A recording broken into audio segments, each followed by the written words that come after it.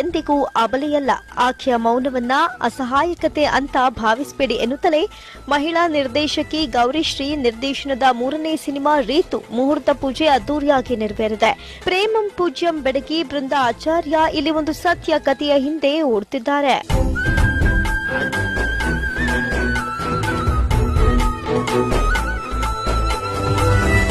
ರೀತು ಮುಹೂರ್ತ ಪೂಜೆ ಹಾಗೂ ಫಸ್ಟ್ ಕ್ಲಾಪ್ ಬೆಂಗಳೂರಿನ ಆಡುಗೋಡಿಯ ಪಟ್ಲತಮ್ಮ ದೇವಸ್ಥಾನದಲ್ಲಿ ನೆರವೇರಿತು.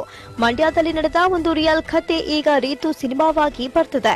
ರೀತು ಒಂದು ಪಕ್ಕಾ ಕೌಟುಂಬಿಕ ಚಿತ್ರವಾಗಿದ್ದು, ಒಂದು ಹೆಣ್ಣು ಅದರಲ್ಲಿ ಯಾವೆಲ್ಲ ಸವಾಲುಗಳನ್ನು ಎದುರಿಸಬೇಕಾಗುತ್ತೆ ಎಂಬ ಸೂಕ್ಷ್ಮ ಎಳೆಯೂ ಇದೆ. ತಾರಾಗಣದಲ್ಲಿ ಬೃಂದಾ ಆಚಾರ್ಯ ಜೊತೆ ಪ್ರಫುಲ್, ಜಾಹ್ನವಿ, ತೇಜಸ್ವಿನಿ, ಆರ್ಯನ್, ಲಯಕೋಕಿಲ, ನಾಗೇಂದ್ರ ಅರಸ್, ಎಸ್ಕಾಟ್ ಶ್ರೀ